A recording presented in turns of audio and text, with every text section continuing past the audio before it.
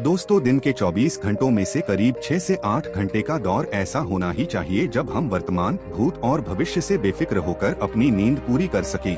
जब इसमें खलल पड़ता है और यह गहरी न होकर सतही रह जाती है तो परेशानी लाजमी है। नींद की वजह से सेहत में सुधार के लिए एलोपैथी में तो मेडिसिन है ही, आयुर्वेद, नेचुरोपैथी और होम्योपैथी में भी इतने सरल उपाय हैं जिन्हें अपनाकर सामान्य नींद को भी गहरी नींद में बदला जा सकता है।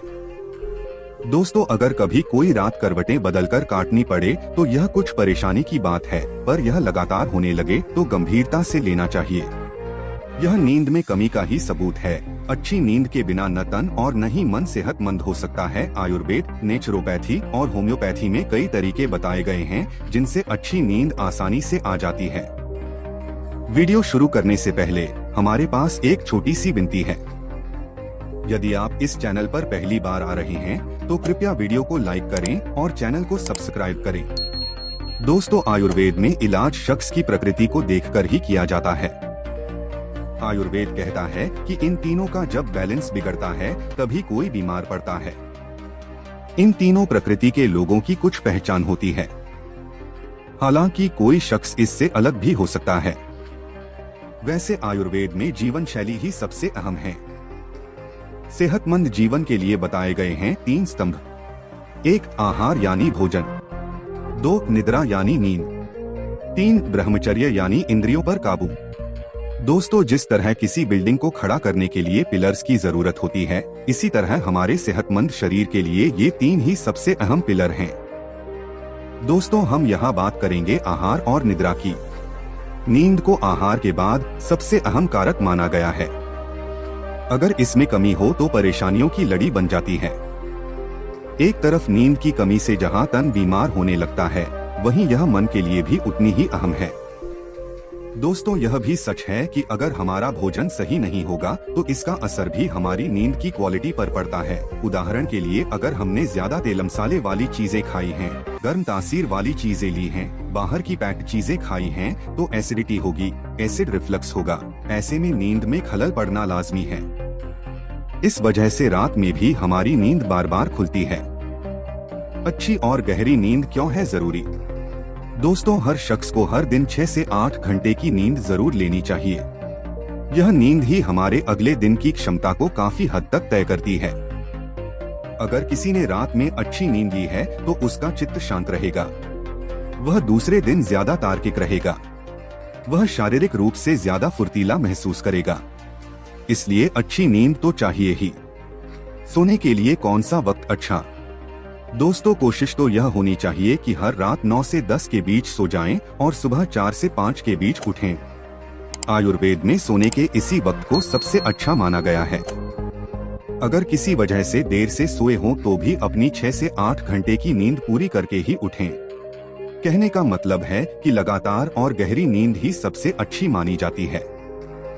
दोस्तों, अगर कभी कोई रात करवटें बदलकर काटनी पड़े तो यह कुछ परेशानी की बात है, पर यह लगातार होने लगे तो गंभीरता से लेना चाहिए। यह नींद में कमी का ही सबूत है। अच्छी नींद के बिना न तन और न ही मन सेहतमंद हो सकता है। आयुर्वेद, नेचुरोपैथी और होम्योपैथी में कई तरीके बताए गए हैं जिनसे अच्छी नींद आसानी से आ जाती है। दोस्तों, अगर कोई काम टालना पड़े तो टाल देना चाहिए, लेकिन नींद जरूर पूरी करनी चाहिए। आयुर्वेद में नींद को बलवर्धक कहा गया है। गहरी नींद से इम्यूनिटी भी मजबूत होती है। हकीकत यह है कि नींद की कमी से इंसान का वजन कम होकर वह बीमार भी हो सकता है या फिर जगे रहने की वजह से ज्यादा खाकर मोटा भी हो सकता है। अच्छी नींद सेक्सुअली भी हेल्दी बनाती है। सोने के लिए कौन सा वक्त अच्छा?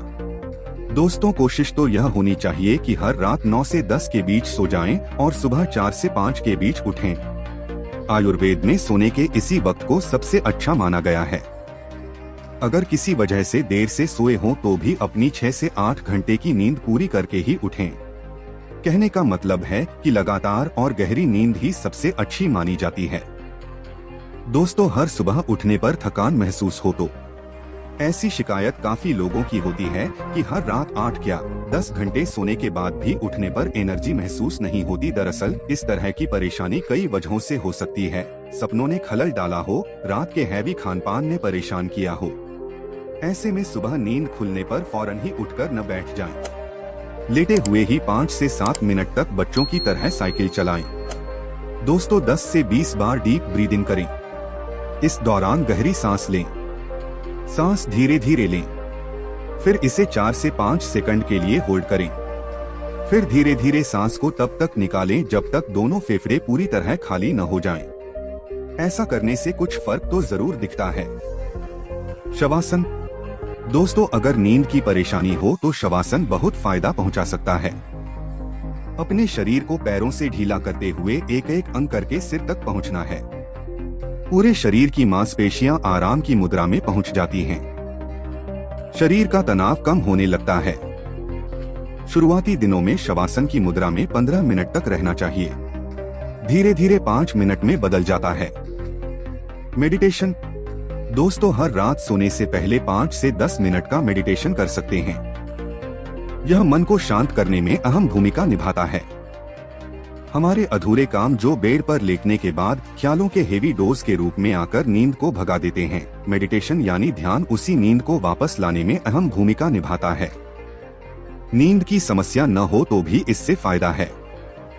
अगर आपको यह वीडियो पसंद आया हो तो कृपया इसे लाइक करें, शेयर करें और हमारे चैनल को सब्सक्राइब करें। धन्यवाद।